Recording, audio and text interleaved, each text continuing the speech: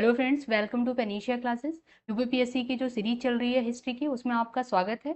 हम लोग पढ़ते हैं पिछले जो क्लास में जीएस वर्ड की ये बुक है, इसमें प्रीलिम्स ओरिएंटेड ये बुक है। ठीक है, इसमें शॉर्टकट सारे शॉर्टकट दिए हुए हैं, शॉर्ट में ही दिया हुआ है, मैप वैप बना करके पूरा। ठीक, तो इसमें 10 पेज हम लोगों ने पढ़ लिया था। अभी जो एंशियंट का है वो पूरा टोटल 40 पेज है, तो 30 पेज जो है आज हम लोग कोशिश करेंगे ये खत्म हो जाए। फिर उसके बाद हम लोग मॉडर्न पढ़ेंगे और उसके बाद मेडिवल पढ़ेंगे। ठीक है, मॉडर्न देन मेडिवल पढ़ेंगे। ठीक, तो चलिए हम लोग स्टार्ट करते हैं। इसमें क्या है, देखिए ये क्या है, माइंड मैप पर आधारित बुक है। ये 2015 से 2022 तक के इसमें प्रीवियस ईयर के क्वेश्चन भी हैं सारे, वो लास्ट में है। और आपके जितने अभी जो 24 में पेपर होने वाला उससे एनसीईआरटी से जितने क्वेश्चन आएंगे इस बुक से फंसने ही फंसने हैं। ठीक है, एक दो छोड़ दीजिए। और मॉडर्न से ज़्यादा क्वेश्चन इससे फंसने हैं, तो ये बुक बहुत इंपॉर्टेंट है क्योंकि ये प्रीलिम्स ओरिएंटेड बनाई ही गई है। देखिए 1 से 164 पेज तक में ये सारी है। इसमें प्रीलिम्स भी है, और सॉरी इसमें एंशिएंट भी है और मेडिवल भी है और मॉडर्न भी है। ठीक है, तो इसको बस रटना है, आप लोग रट लीजिए क्योंकि फैक्ट इसमें बहुत ज़्यादा है। तो चलिए हम लोग स्टार्ट करते हैं। जैसा कि यहाँ पे हम लोगों ने पिछले क्लास में मैंने बताया था कि देखिए किस किस चैप्टर से कितने कितने सवाल आए हैं, वो चीज़ यहाँ पे दिया गया है 2015 से 22 तक में कि हड़प्पन काल से कितने सवाल आए, वैदिक काल से और मौर्यन वंश से, गुप्त काल से, ये सब आप लोग देख लीजिएगा। इसमें जो है हम लोगों ने सिंधु सभ्यता तक पढ़ा, सिंधु सभ्यता की खोज वोज हम लोगों को पढ़ना है, फिर उसके बाद ये पूरा पढ़ना है। ठीक है, तो चलिए स्टार्ट करते हैं हम लोग। ये सब देखिए हम लोगों ने पढ़ लिया था। आर्थिक स्थिति पूरा सिंधु सभ्यता, सिंधु घाटी सभ्यता का कैसा था ये भी हम लोगों ने देख लिया था।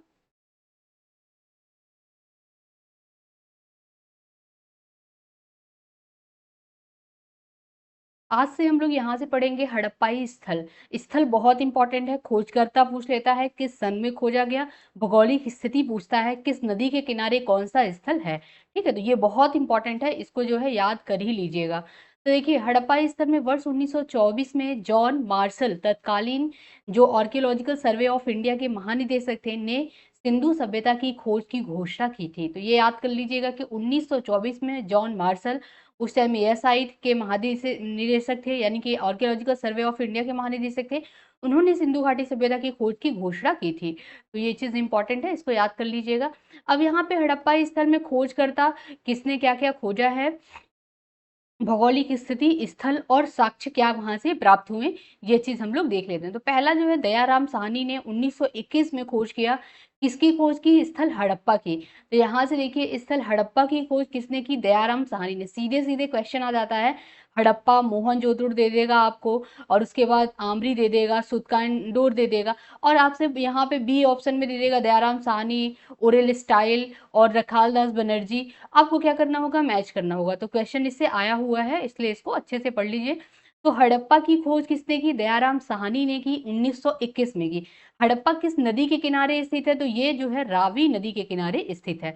तो बाएं तट पे, यानी रावी नदी के बाएं तट पे स्थित है हड़प्पा। ठीक है, और ये कहाँ पे स्थित है, तो ये मोंटगोमरी इस टाइम में वर्तमान में पाकिस्तान में स्थित है। खोजकर्ता दयाराम साहनी सन 1921 में। साक्ष्य यहाँ से क्या प्राप्त हुए, तो श्रमिक निवास, 16 भट्टियां, 6 अन्नागार, कब्रिस्तान R37, ये एग्जाम में पूछा हुआ है। तो कब्रिस्तान R37 का मतलब ये होता है कि जैसे देखिए आप रो बना लीजिए। ठीक है, और अब कॉलम बना लीजिए।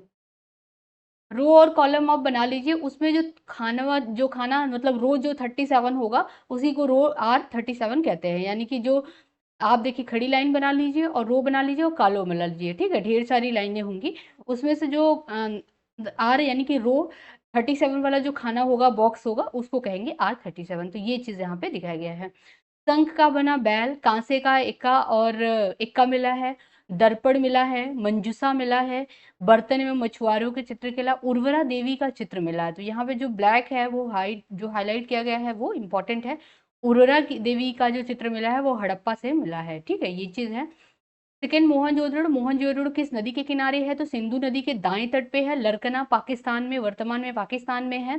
रखालदास बनर्जी ने 1922 में खोज की थी किसकी?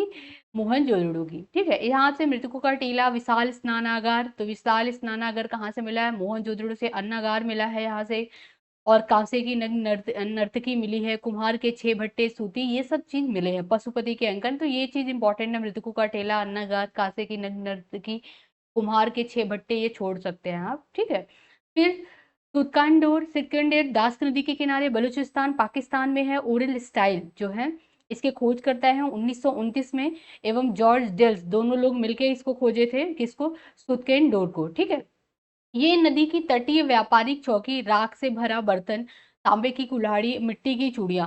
मिट्टी की चूड़ियां कहाँ से मिला है? ये एग्जाम में पूछा हुआ है, तो इसको याद कर लीजिएगा।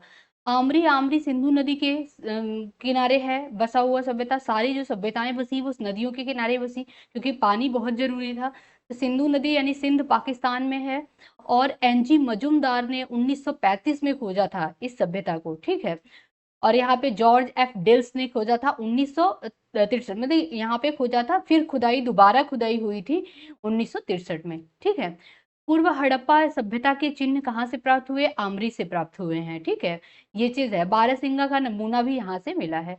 फिर आता है चन्हुदड़ो। चन्हुदड़ो सिंधु नदी के किनारे है। एनजी मजुमदार ने 1931 में खोजा। यहाँ से क्या प्राप्त हुआ? तो मुहर उत्पाद केंद्र इसको कहा गया, क्योंकि यहाँ से मुहरें बहुत मिली। ठीक है, और मिट्टी की बनी जो बैलगाड़ी है वो मिला, कांसे के खिलौने गाड़ी, ये सब यहाँ से मिले। मनके का कारखाना, यहाँ पे पता चला कि मनके का कारखाना है। ठीक है, तो ये चीज यहाँ से मिला। फिर आता है कालीबंगा, ये बहुत इंपॉर्टेंट है। कालीबंगा, कालीबंगा घग्गर नदी के किनारे राजस्थान में स्थित है, क्योंकि इंडिया में है, राजस्थान में स्थित है। अमलानंद घोष ने 1953 में खुदाई की थी कालीबंगा की। ठीक है, यहाँ से मिले क्या? अर्ध काले रंग की चूड़ी मिली। ठीक, बेलनाकार मोहर, पक्की मिट्टी का हल, सबसे पहले ज्ञात भूकंप के साक्ष्य, तो ये इंपॉर्टेंट हो जाता है। जो थोड़ा यूनिक है वो इंपॉर्टेंट हो जाता है कि सबसे पहले भूकंप के साक्ष्य कहाँ से मिले? तो कालीबंगा से मिले। अग्निकुंड कहाँ से मिले? कालीबंगा से। ऊंट की हड्डियां कहाँ से मिली? कालीबंगा से। ठीक है, तो ये चीज है। फिर आता है कोट दीजी। कोट दीजी सिंधु नदी के किनारे है। फजल अहमद ने खोजा था इसको 1953 में। अपूर्व हड़प्पा मिश्रित जो स्तर है यहाँ से प्राप्त हुए हैं।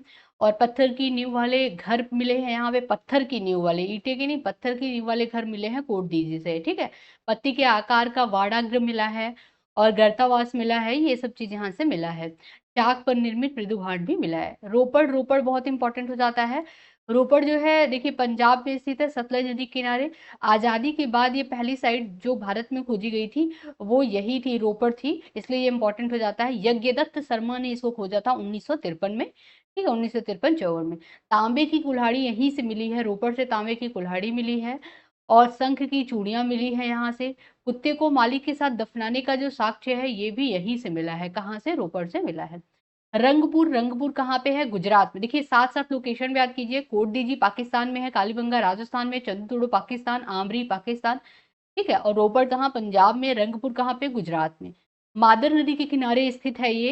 रंगनाथ राव ने खोजा था 1953-54 में। धान की भूसी के साक्ष्य मिले थे यहाँ से, रंगपुर से धान की भूसी के साक्ष्य मिले थे। घोड़े की मूर्ति मिली है।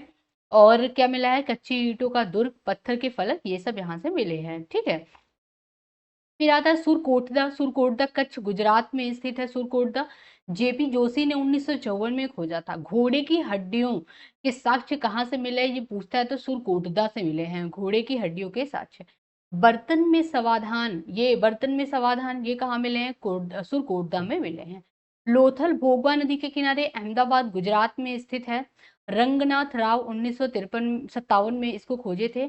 यहाँ पे अन्नागार, सुमेरियन मूल से संबंधित अक्षीय नालिका सहित सोने के मनके मिले हैं। मनका कारखाना, गोदीवाड़ा यानी कि बंदरगाह, ये इंपॉर्टेंट हो जाता है कि सबसे पहले जो गोदीवाड़ा यानी कि बंदरगाह कहाँ के, उसके साक्ष्य कहाँ मिले? तो लोथल में मिले। ठीक है, युग्म समाधान, धान की खेती, ये सब छोड़ दीजिएगा। आलमगीरपुर ये यूपी का हो जाता है, तो इसलिए ये इंपॉर्टेंट हो जाता है आलमगीरपुर। हिंडन नदी के किनारे है यूपी में। ठीक है, यज्ञदत्त शर्मा ने 1958 में किया था। अब देखिए एक चीज इंपॉर्टेंट हो जाता है, यज्ञदत्त शर्मा ने रोपड़ की भी खोज की थी। यहाँ पे रोपड़ सतलज नदी किनारे है। आजादी के बाद खोजी गई पहली साइट जो भारतीय साइट है वो यज्ञदत्त शर्मा ने 1953-54 में खोजा था। सतलज नदी किनारे पंजाब में है रोपड़। ठीक है, जहां से तांबे की कुल्हाड़ी मिली है। आलमगीरपुर हिंडन नदी के किनारे यूपी में है। ये यज्ञदत्त शर्मा ने खोजा था 1958 में। यहाँ से मिला क्या है? रोटी बेलने की चौकी मिली है, कटोरे के टुकड़े, मिट्टी के बर्तन, गंगा यमुना दोआब का पहला जो उत्खनित स्थल है वो यही है। गंगा यमुना दोआब का जो पहला उत्खनित स्थल कौन सा है? ये आलमगीरपुर। ये क्वेश्चन मेंस में आया था, मतलब यूपी से हड़प्पा स्थल पूछा था कि यूपी के हड़प्पापुरा स्थल को मतलब का विशेषता बताइए, इसका विश्लेषण कीजिए। तो ये चीज है, यहाँ पे आलमगीरपुर बहुत मोस्ट इंपॉर्टेंट साइट है, तो इसको आप लिख सकते हैं कि किस नदी के किनारे है। यहाँ से क्या मिला? तो गंगा यमुना दोआब का पहला उत्खनित स्थल जो है वो आलमगीरपुर है। किसने खोजा? ये सब चीज आप डाल सकते हैं, ठीक है। फिर धौलावीरा आता है। धौलावीरा 2021 में यूनेस्को वर्ल्ड हेरिटेज इसको घोषित किया गया धौलावीरा को। तो ये भी इंपॉर्टेंट हो जाता है। गुजरात में है, कच्छ गुजरात में धौलावीरा पांचवा बड़ा स्थल है। धौलावीरा पांचवा बड़ा स्थल है। किसने खोजा? आरविस्ट और जगतपति जोशी ने इसको खोजा था, ठीक है। धौलावीरा का शाब्दिक अर्थ होता है सफेद कुआं। ये पूछ सकता है, तो इसको जो है याद कर लीजिएगा। 3 भागों में विभाजित एकमात्र शहर कौन सा है? धौलावीरा है। ये इंपॉर्टेंट हो जाता है। 3 भागों में विभाजित एकमात्र शहर धौलावीरा है। नागरिक उपयोग के लिए सबसे बड़ा अभिलेख, खेल का मैदान यहाँ पे पाया गया है, उसके साक्ष्य, एक संपूर्ण जल प्रणाली के अवशेष यहाँ पे मिले हैं। राखीगढ़ी ये कहाँ पे है? तो ये हरियाणा में स्थित है। हिसार जिला हरियाणा, घग्गर नदी के किनारे राखीगढ़ी है। सूरजभान ने 1963 में खोजा था इसको, और खुदाई किया था 1997 में अमरेंद्र नाथ ने खुदाई किया था। देखिए यहाँ पे प्राक हड़प्पन एवं परिपक्व हड़प्पा के साक्ष्य मिले हैं, ठीक है। हड़प्पा से पहले और परिपक्व हड़प्पा के जो साक्ष्य हैं वो राखीगढ़ी से मिले हैं। भारत में स्थित इस सभ्यता का सबसे बड़ा स्थल जो है वो राखीगढ़ी। तो यानी भारत में स्थित अगर हड़प्पा सभ्यता की बात करें तो सबसे बड़ा स्थल कौन सा है? राखीगढ़ी है, ठीक है। मिठातल ये हरियाणा में है, बस लोकेशन याद कर लीजिए। और तांबे की कुल्हाड़ी ये मिली है, इसका लोकेशन याद कर लीजिए, पूछ लेता है एग्जाम में। बनवाली ये कहाँ पे है? बनावली पे बोलते हैं इसको। तो सरस्वती नदी के किनारे हिसार हरियाणा में है। तो हिसार ये हरियाणा में है, बनावली, ठीक है। और यहाँ पे आरविस्ट ने 1973 में खोजा था।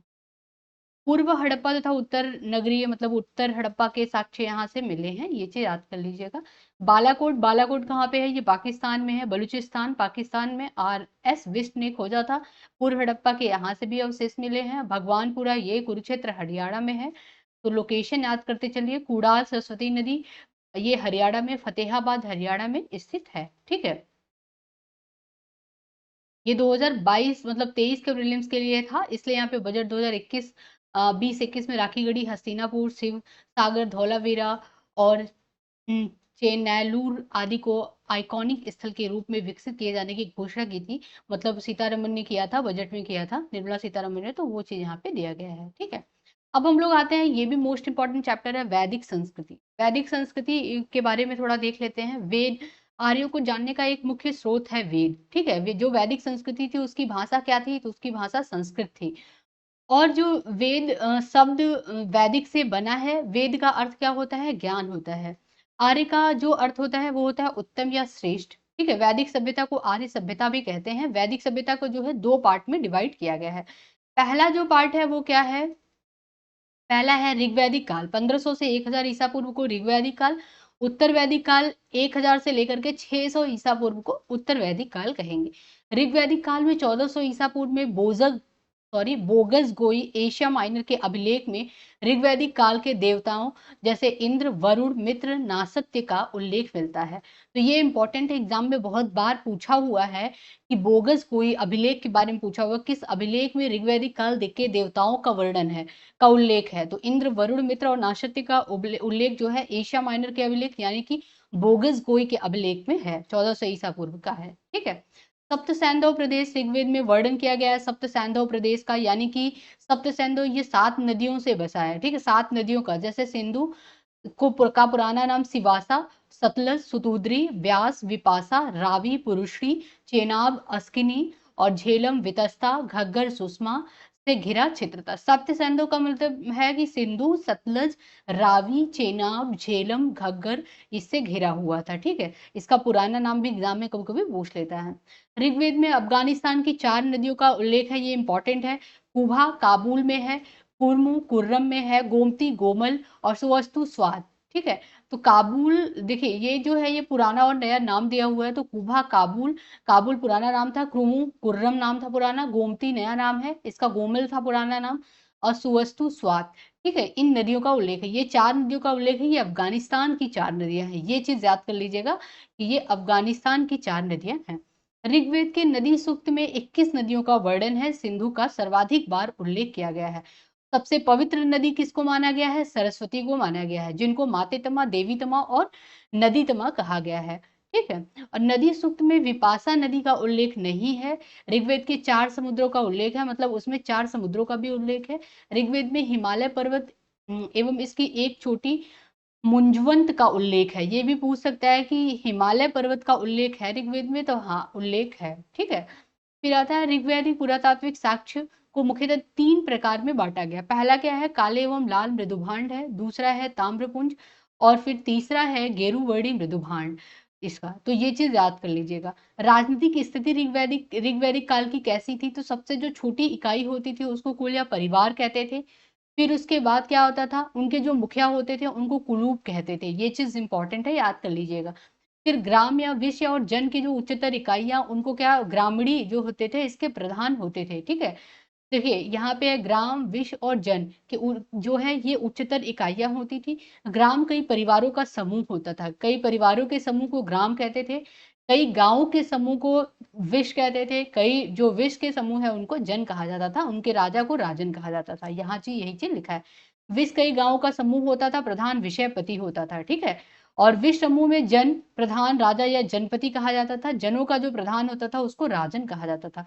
प्रशासन की जो प्रशासन मुख्यतः कैसे थी? कबीलाई थी, यानी कई कबीलों में बटे हुए थे, कबीलों में लड़ाई होती थी, जो जीतता था उसका उस कबीले पे और पूरा उस पे राज होता था, पूरे कबीले पे। ठीक है, सैनिक भावना जो प्रमुख थी, यानी कि लड़ो जीतो और उसके बाद कबीला अगर आपके हाथ में आ गया तो आप जो है सर्वोत्तम हो। ठीक, फिर आता है ये पूरा ऋग्वैदिक काल का था। ये देखिए प्रीलिम्स के लिए है, इसलिए इसमें फैक्ट ज्यादा है, आप लोग को याद करना पड़ेगा, 2 से 3 बार पढ़िए, याद हो जाएगा। ठीक है, उत्तर वैदिक काल 1000 से 600 ईसा पूर्व, उत्तर वैदिक काल का ये टाइम पीरियड है। सतपथ ब्राह्मण से आर्यों के प्रसार की जो जानकारी मिलती है वो सतपथ ब्राह्मण से मिलती है। आर्य विंध्याचल के उत्तर के संपूर्ण क्षेत्र में पहुंचने में सफल रहे, तो यानी कि आर्य जो थे वो विंध्याचल के उत्तर के संपूर्ण क्षेत्र में फैले हुए थे। स्रोत क्या है, क्या क्या कैसे कैसे पता चलता है? तो सामवेद, यजुर्वेद, अथर्ववेद और ब्राह्मण ग्रंथ। आर्यों के जीवन में स्थायित्व यानी कि कृषि का जो महत्व था वो बढ़ने लगा था। कृषि करने लगे थे तो स्थायीपन आ गया था, वहां पे रहने लगे थे। हिमालय एवं विंध्याचल के मध्य क्षेत्र के नाम को मध्य क्षेत्र कहा जाता था, ये उत्तर वैदिक काल से पता चलता है। गंगा यमुना दोआब का नाम ब्रह्मर्षि देश था। ठीक है, ये चीज बहुत इंपॉर्टेंट है। गंगा यमुना दोआब को क्या कहते थे? ब्रह्मर्षि देश कहते थे। ये उत्तर वैदिक काल की बात है। राजनीतिक स्थिति कैसी थी? तो पहली बार राज्यों का उदय हुआ था। इससे पहले कबीले में होता था, लड़ाई होती थी और कबीलों में जो जीता था वो सर्वश्रेष्ठ होता था। और जो परिवार होते थे उनको कुलूप कहते थे। कई परिवारों के समूह को क्या ग्रामीण, यहाँ पे हम लोगों ने पढ़ा ना, ये देखिए यहाँ पे ग्राम कहते थे। फिर कई गांवों के समूह को विष, फिर कई विष के समूह को जन कहते थे। और जन के जो वो होते थे वो राजन होते थे, विष के जो हेड होते थे विषयपति कहा जाता था। तो ये चीज है, प्रधान विष के जो प्रधान विषयपति कहे जाते थे। अब यहाँ पे ये ऋग्वैदिक काल का था। ठीक है, अब यहाँ पे जो है राजनीति की स्थिति देखें, उत्तर वैदिक काल में तो पहली बार राज्यों का उदय हो गया था। ठीक है, उदाहरण जैसे पुरु एवं भारत मिलकर के कुरु हो गया। ठीक है, भरत और पुरु मिलकर के कुरु हुए। ठीक, कुरुओं की राजधानी कहाँ थी? तो ये आंसदीवत या हस्तिनापुर थी। इनकी राजधानी हस्तिनापुर थी। पांचाल में प्रसिद्ध शासक जो होते थे वो प्रवाहड़ होते थे, राजधानी कंपिल्य था या काम्पिल्य था। ठीक है, वैदिक सभ्यता में पांचाल को वैदिक सभ्यता का सर्वश्रेष्ठ प्रतिनिधि कहा गया। ये चीज इंपॉर्टेंट है कि पांचाल जो था उसको वैदिक सभ्यता का सर्वश्रेष्ठ प्रतिनिधि कहा गया। सर्वाधिक विकसित राज्य जो थे वो पांचाल में ही थे। जनपद का अस्तित्व आया, कब आया? उत्तर वैदिक काल में जनपद का अस्तित्व आया। राष्ट्र शब्द का प्रयोग पहली बार उत्तर वैदिक काल में ही हुआ। राज्य की उत्पत्ति के सिद्धांत सर्वप्रथम ऐतरेय ब्राह्मण में बताया गया है। तो ये बहुत इंपॉर्टेंट है, इसको याद कर लीजिएगा। ऐतरेय ब्राह्मण में राज्य का सबसे पहली बार सिद्धांत आया, राज्य की उत्पत्ति का। अब देखिए ये राजा राजा को कहाँ कहाँ क्या बोला जाता था, ये चीज इंपॉर्टेंट हो जाता है। तो पूर्व में राजा को जो राज्य रहता था उसको साम्राज्य कहते थे और राजा को क्या कहते थे, सम्राट कहा जाता था। ठीक है। पश्चिम में जो राज्य था उनको स्वराज्य कहा जाता था और राजा को स्वराट कहा जाता था। उत्तर के राजा को विराट कहा जाता था और दक्षिण के राजा को क्या कहा जाता था, भोज। और मध्य प्रदेश जो मध्य देश था, मध्य देश मतलब कि यहाँ पे हम लोगों ने देखा मध्य देश किसको कहेंगे, तो वो जो विंध्य का जो हिमालय और विंध्यन का के बीच का जो क्षेत्र था उसको मध्य देश कहेंगे। देखिए हिमालय एवं विंध्याचल के बीच के क्षेत्र को मध्य देश। तो मध्य देश के जो राजा थे उनको राजा कहा जाता था और राज्य उनके राज्य का नाम था। ये चीज है कि पूर्व में सम्राट, पश्चिम में स्वराट, उत्तर में विराट और दक्षिण में भोज। ठीक है। और मध्य प्रदेश में मध्य जो देश है उसमें राजा कहा जाता था। राजा के अन्य नाम होते थे, क्या क्या नाम होते थे, जनस्य गोपा, पुरभेत्ता, विषयपति, गणपति, गोपति, ये सब नाम थे राजा के। ठीक है। प्रमुख अधिकारी पुरोहित जो होते थे उसमें सेनानी, ग्रामीणी, वृद्धजनों एवं देखिए अब जो ये चीज होते थे प्रमुख अधिकारी जिनको पुरोहित कहा जाता था सबसे प्रमुख होते थे। अब ये सभा और समिति ये बहुत इंपॉर्टेंट है, सभा और समिति ये पूछता है। जो सभा थी वो वृद्धजनों एवं कुलीन व्यक्तियों की संस्था थी, उसको सभा कहा जाता था। सभा में स्त्रियां शामिल होती थी। ऋग्वेद में 8 बार सभा का उल्लेख है। ठीक है। सदस्य जो थे सभा के उसको सुजान कहा जाता था। तो सभा के सदस्य को सुजान कहा जाता था। फिर आता है समिति। समिति के जो प्रमुख होते थे उनको ईशान कहा जाता था। कबीलों की आम सभा, जो आम लोगों की, आम जनता की जो सभा होती थी उसको समिति कहा जाता था। इसमें स्त्रियां पार्टिसिपेट नहीं करती थी। विदत आर्यों को की जो प्रारंभिक संस्था थी उसको विदत कहा जाता था। ये एग्जाम में पूछा हुआ है कि विदत जो वैदिक काल में विदत शब्द का मतलब क्या होता है, तो विदत का मतलब आर्यों की प्रारंभिक संस्था को क्या कहते थे, विदत। ये क्या क्या कार्य करते थे, आर्थिक, सैन्य, धार्मिक और सामाजिक, ये सब कार्य के जो होते थे हेड, इसको विदत कहा जाता था। ठीक है। इसकी संस्था थी। रत्नी, रत्नी क्या होते थे, सूत, रथकार और कम्मादि आदि कुल 12 अधिकारी होते थे। कुल कितने अधिकारी होते थे, 12 अधिकारी होते थे, उनको रत्नी कहा जाता था। ब्रजपति, गोचर भूमि के अधिकारी को ब्रजपति कहा जाता था। ऋग्वेद में न्यायाधिकारी का उल्लेख नहीं है, बहुत इंपॉर्टेंट है, ऋग्वेद में न्यायाधिकारी का उल्लेख नहीं है, ये चीज याद कर लीजिएगा। युद्ध हेतु गविष्ठ का जो शब्द है इसका प्रयोग किया गया, तो युद्ध के लिए गविष्ठी का प्रयोग किया गया शब्द का। राजा स्थायी सेना नहीं रखता था। सुदास के जो पुरोहित वशिष्ठ तथा 10 जनों के संघ के जो पुरोहित थे वो विश्वामित्र थे। ये चीज इंपॉर्टेंट हो जाता है क्योंकि जो दशराग युद्ध हुआ है उसके लिए वो एग्जाम में पूछा हुआ है। देखिए दशराग युद्ध यहाँ पे अलग से दिया हुआ है। ये किस नदी के किनारे हुआ, तो पुरुषड़ी यानी कि रावी नदी के तट पे ये युद्ध लड़ा गया। ऋग्वेद के 7वें मंडल में इस युद्ध के बारे में बताया गया है, वर्णन किया गया है। सुदास एवं 10 जनों के बीच ये युद्ध लड़ा गया है। ठीक है। इसमें कौन विजयी हुआ, तो सुदास इसमें विजयी हुआ। तो ये चीज याद कर लीजिएगा। 5 आर्य के कबीले होते थे, कौन कौन से कबीले, जैसे जिनको क्या कहते थे, पुरु, यदु, तुवर्स, द्रुहु और अनु कहा जाता था। 5 अनार्य कबीले होते थे। अनार्य कबीले को अकिन्न, पंथ और भलानस, विषाणी और सीवी कहा जाता था। ठीक है। जो ऋग्वैदिक काल की अगर हम आर्थिक, सामाजिक स्थिति, आर्थिक स्थिति और राजनीतिक स्थिति देखें तो राजनीतिक हम लोगों ने पढ़ लिया। ये सामाजिक स्थिति है। तो सामाजिक स्थिति चार, जो समाज था वो 4 वर्णों में विभक्त था, बांटा गया था, जैसे ब्राह्मण, क्षत्रिय, वैश्य और शूद्र। ठीक है। व्यवसाय पर यह आधारित था। इसका जो उल्लेख है ऋग्वेद के 10वें मंडल में किया गया है। एक पुरुष के 4 वर्णों का की उत्पत्ति का वर्णन किया गया है ऋग्वेद के 10वें मंडल में। समाज जो था वो पितृ सत्तात्मक होता था, संयुक्त परिवार की प्रथा थी। समाज की सबसे छोटी इकाई परिवार या कुल होती थी। मुखिया कौन होता था, पिता होते थे, जिनको कुलूक कहा जाता था। ठीक है। ऋग्वेद में 10 ऋग्वेद में दास प्रथा का उल्लेख भी है, तो ये इंपॉर्टेंट है, ऋग्वेद में दास प्रथा का उल्लेख है कि नहीं, तो है। ठीक है। अब यहाँ पे 12 उच्च कोटि के जो अधिकारी जिनको कि रत्नीन कहा जाता था, रत्नी या रत्नीन कहा जाता था, वो ये थे। पुरोहित जो कि धार्मिक कार्य करते थे, सेनानी सेनापति का कार्य करते थे, सूत राजा का जो सारथी होता था उनको सूत कहा जाता था, ग्रामीणी ग्राम के प्रधान को ग्रामीणी कहा जाता था, भागदूत कर संग्रह का करता यानी कि जो टैक्स कलेक्ट करते थे उनको भागदूत कहा जाता था, भागदूत कहा जाता था। संग्रहित्री कोषाध्यक्ष होते थे। और अक्षावाद, पासे के खेल में राजा का जो सहयोगी होता था उसको अक्षावाप कहते थे। रथकार, रथ निर्माता, गोवितर्ण ये जंगल विभाग के प्रधान होते थे। एक महिषी, मुख्य रानी को महिषी कहा जाता था। और पालागल विदूषक या दूत मित्र होते थे। और युवराज राजकुमार होते थे। तो ये सब चीज है इंपॉर्टेंट, ठीक है, जिनको रत्नीन कहा जाता था। प्रमुख तत्व और देख लेते हैं, जिसमें कि सबसे प्राचीन संस्था विदर्भ थी, उत्तर वैदिक काल में समाप्त हो गई। ठीक है। तो सबसे प्राचीन संस्था विदत, जो कि ऋग्वैदिक काल में तो थी, लेकिन उत्तर वैदिक काल में ये समाप्त हो गई। ठीक है, ये प्रारंभिक संस्था थी किसकी? आर्यों की, जिसको विदत कहा जाता था। आर्थिक, सैन्य और धार्मिक सामाजिक कार्य करते थे। राजा पर सभा और समिति का नियंत्रण समाप्त हो गया ऋग्वैदिक काल, सॉरी उत्तर वैदिक काल में। ऋग्वैदिक काल में था। ठीक, अथर्ववेद में सभा व समिति को प्रजापति की दो पुत्रियां कहा गया। ये इंपॉर्टेंट है, एग्जाम में पूछा है कि किस वेद में सभा और समिति को प्रजापति की दो पुत्रियां कहा गया है, तो ये अथर्ववेद में कहा गया है। राजतंत्र ही शासन का आधार, कहीं कहीं गणतंत्र भी था।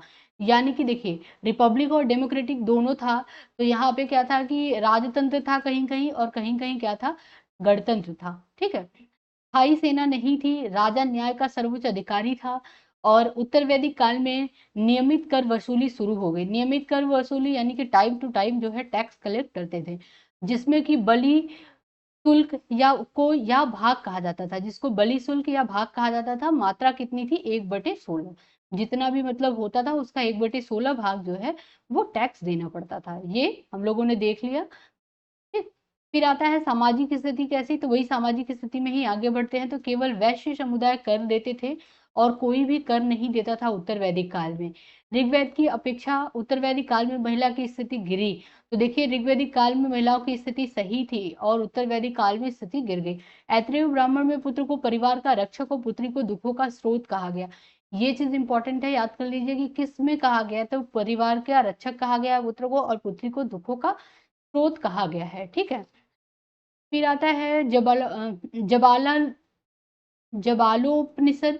जबालोपनिषद यहाँ पे हरे का ला नहीं है, लो है, में 4 आश्रम, ब्रह्मचर्य, गृहस्थ, वानप्रस्थ, संन्यास का उल्लेख मिलता है। चावल, नमक, मछली, हाथी, बाघ आदि के ज्ञान है वो ऐसे मतलब पता चलता है। ऋग्वैदिक में ज्ञात नहीं होते। हाथी जो है वो पालतू बनाने के साक्ष्य यहाँ पे मिले हैं। किसके किसके? चावल, नमक, मछली, हाथी, मतलब आगे के का ज्ञान हुआ, जो कि ऋग्वैदिक काल में नहीं। ये चीज यहाँ पे ये बोला कि चावल, नमक, मछली, हाथी और बाघ जो थे वो उत्तर वैदिक काल में इनके ज्ञान के बारे में पता चलता है कि हाँ, इन लोगों को पता चल गया। ऋग्वैदिक काल में नहीं पता था। ठीक है, और ऋग्वैदिक काल में हाथी पालतू बनाने के साक्ष्य मिले हैं। यहाँ पे देखिए, वर्णाश्रम व्यवस्था प्रमुख जो आधार है वो ऐत्रेय ब्राह्मण में चारों वर्णों के कर्तव्य उल्लेखित हैं। तो ये चीज इंपॉर्टेंट है, इसको याद कर लीजिएगा। शब्द और वर्ग में एही ब्राह्मण वर्ग को एही कहा जाता था। आगच्छ क्षत्रिय वर्ग को कहा जाता था। आद्रव वैश्य को कहा जाता था। आधव शूद्र को कहा जाता था। तो ये चीज है। 4 वर्ण में ब्राह्मण मुख से उत्पत्ति हुई है, और शूद्र का पैर से, क्षत्रिय का भुजा से, और वैश्य का जंघा से हुआ है। विवाह एक पवित्र संस्कार था, क्योंकि विवाह, यहाँ पे विवाह का बहुत महत्व बढ़ गया। विवाह के प्रकार थे, 2 प्रकार थे, अनुलोम और प्रतिलोम विवाह। अनुलोम विवाह में क्या होता था? उच्च वर्ग के जो पुरुष रहते थे एवं निम्न वर्ग की स्त्रियां रहती थी, उन ये विवाह होता था, तो अनुलोम विवाह होता था। ठीक है, प्रतिलोम विवाह में उच्च वर्ग की स्त्री रहेगी और निम्न वर्ग का पुरुष रहेगा, तो इसको क्या कहेंगे? प्रतिलोम विवाह कहेंगे। ठीक, जैसे कि मान लीजिए यहाँ पे क्या है? उच्च वर्ग का पुरुष, यानी कि मान लीजिए ब्राह्मण है पुरुष, और स्त्री जो है क्षत्रिय है या वैश्य है, तो ये अनुलोम विवाह। यहाँ पे ब्राह्मण है स्त्री, और पुरुष जो है वो क्या है? क्षत्रिय है या वैश्य है, तो ये क्या हो जाएगा? प्रतिलोम विवाह हो जाएगा। ठीक है, पर्दा प्रथा एवं सती प्रथा का प्रचलन नहीं था ऋग्वैदिक काल में, नहीं प्रचलन था। स्थिति अच्छी थी, शिक्षण ग्रह मतलब शिक्षा वो ग्रहण करती थी, कन्याओं का उपनयन संस्कार होता था। ठीक है, बरुआ जिसको बोलते हैं, उपनयन संस्कार, ये सब होता था, लेकिन बाद में ये सब बंद कर दिया गया। बाल विवाह ऋग्वैदिक काल में नहीं होता है। ठीक है, लेकिन देखिए, प्रमुख विदुषियों के नाम लोपामुद्रा, घोषा, सिक्ता, गार्गी, विश्वधारा, अपाला, ये सब थी। ऋग्वेद में पत्नी ही गृह है, ये यहाँ पे ऋग्वेद में बोला गया है कि पत्नी ही गृह है। ठीक है, आर्थिक स्थिति, प्रारंभिक जीवन अस्थायी था, मूलतः ग्रामीण थे। पशुपालन मुख्य पेशा था, कृषि गौड़ था। और क्या था? मतलब मुख्य, ये बहुत बार एग्जाम में पूछा है। ऋग्वेद में जो मुख्य, जो इनका आर्थिक स्थिति का क्या था मुख्य, तो वो पेशा इनका मुख्य पशुपालन था। कृषि जो था वो सेकेंडरी था। ठीक है, तो पहले नंबर पे इनका जो है, पहले नंबर पे इनका क्या था? पशुपालन था। ये चीज याद कर लीजिए। गाय सर्वाधिक महत्वपूर्ण थी, और ऋग्वेद में 176 बार गायों का उल्लेख है। ऋग्वेद में बढ़ई, रथकार, बुनकर, चर्मकार, कुम्हार आदि शिल्पियों के भी उल्लेख मिलते हैं। इनकी जो धार्मिक स्थिति थी वो कैसी थी? तो अब जो आर्य थे वो बहुदैववादी होते थे। एकेश्वरवाद में विश्वास करते थे। देखिए, होते हुए भी एकेश्वरवाद में विश्वास करते थे। बहुदेव यानी कि बहुत देवताओं की भी पूजा करते थे और एकेश्वरवाद में भी विश्वास करते थे। प्रकृति की पूजा करते थे। जो आर्य थे वो ऋग्वैदिक काल की अगर हम बात करें तो वो प्रकृति की पूजा करते थे, ठीक है? वो कर्म कांडों का उन्हें ज्ञान नहीं था। वो अपनी रक्षा के लिए, मतलब कि प्रकृति से उनको खतरा था तो उसकी रक्षा, अपनी रक्षा के लिए वो प्रकृति की ही पूजा करते। जैसे सूर्य की पूजा, इंद्र की पूजा आंधी से बचने के लिए, अग्नि की पूजा, ये सब पूजा वो लोग करते थे। इंद्र जो थे वो सर्वाधिक प्रतापी और लोकप्रिय देवता थे। आर्यों के युद्ध नेता को क्या कहा गया? इंद्र कहा गया। अग्नि ऋग्वेद में 5वें मंडल में अग्नि सूक्त बताया गया। दूसरे मंडल में दूसरे महत्वपूर्ण जो देवता है वो अग्नि है। पहले महत्वपूर्ण देवता इंद्र थे। वरुण तीसरे मुख्य देवता थे और घौरु सबसे प्राचीन ऋग्वैदिक देवता थे। ये इंपॉर्टेंट है, कहीं कहीं कहीं भी मतलब बहुत कमी जगह ये मिलता है। घौरु, तो घौरु जो थे सबसे प्राचीन ऋग्वैदिक देवता थे, ठीक है? और वरुण को जो है जल के देवता थे ये, तो इनको ऋतस्य गोपा भी कहा गया वरुण को, ठीक? तो ये चीज है। अब यहाँ पे द्विज में ब्राह्मण, क्षत्रिय, वैश्य, इनका उपनयन संस्कार होता था। शूद्रों का उपनयन संस्कार नहीं होता था, ये याद कर लीजिएगा। अब यहाँ पे ये देखिए, ये जो हम लोग पढ़ रहे हैं ये ऋग्वैदिक काल का सारा पढ़े। अब हम लोग आ जाते हैं यहाँ पे, क्या है ये? उत्तर वैदिक काल। उत्तर वैदिक काल में कृषि मुख्य पेशा था, जबकि ऋग्वैदिक काल में कृषि नहीं मुख्य पेशा था। क्या मुख्य पेशा था? पशुपालन था, ठीक है?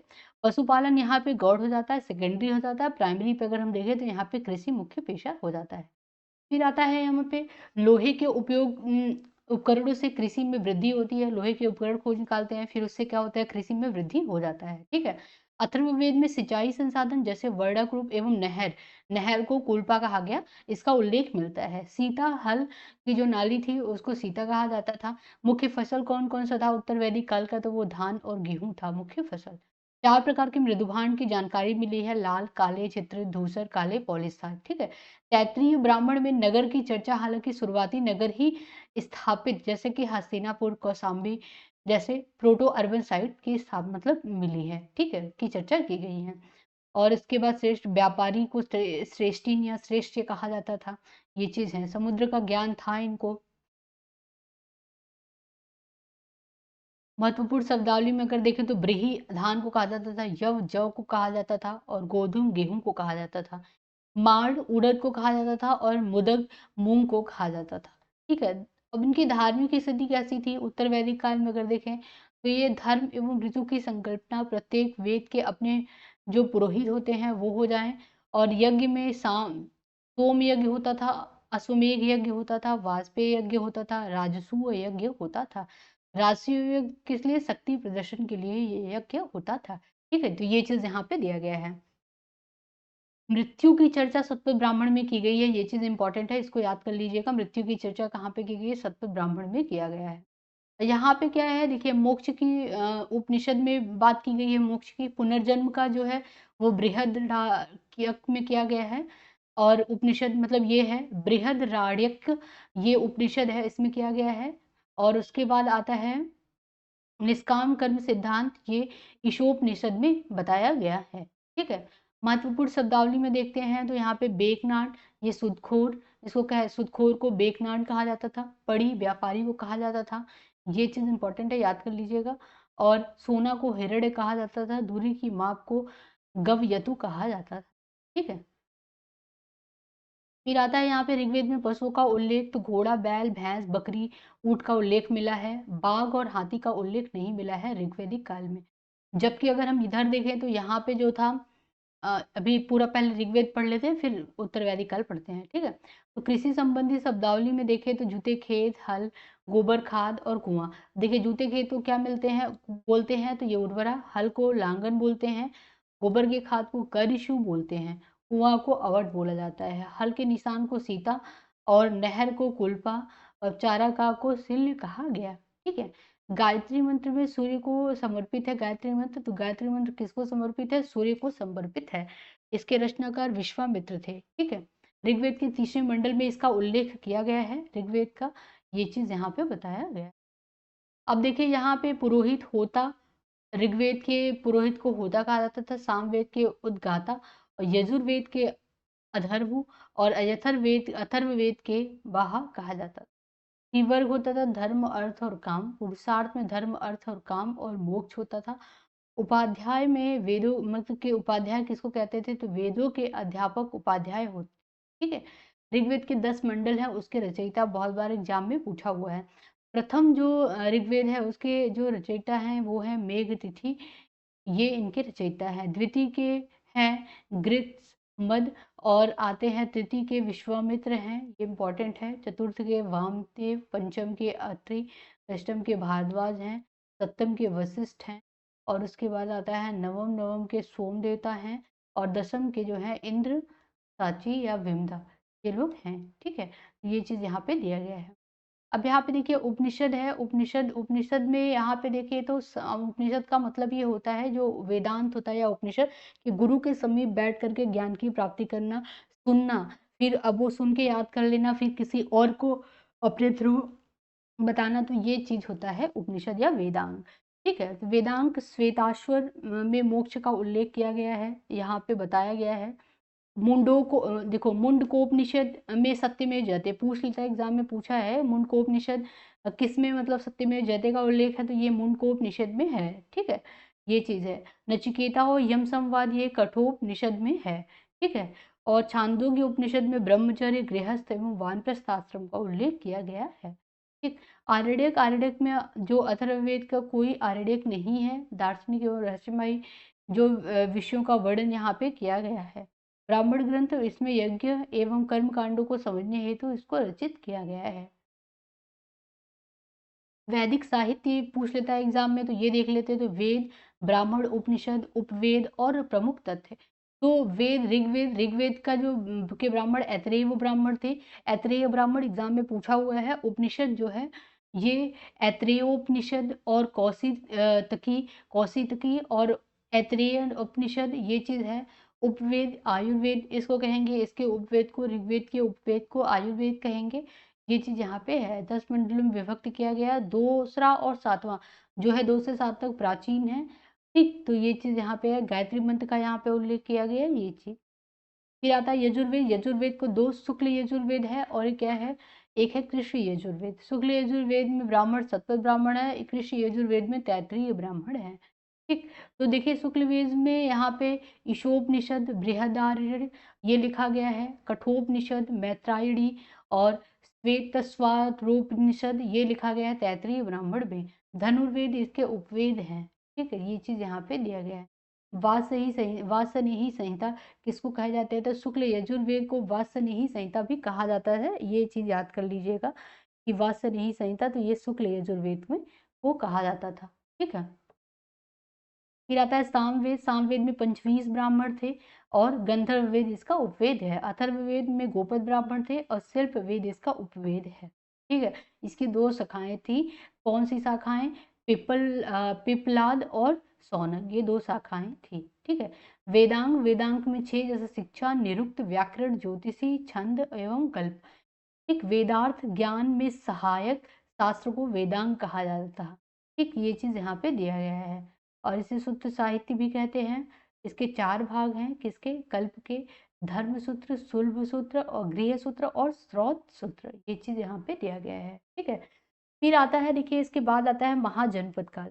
महाजनपद काल ये भी बहुत इंपॉर्टेंट है।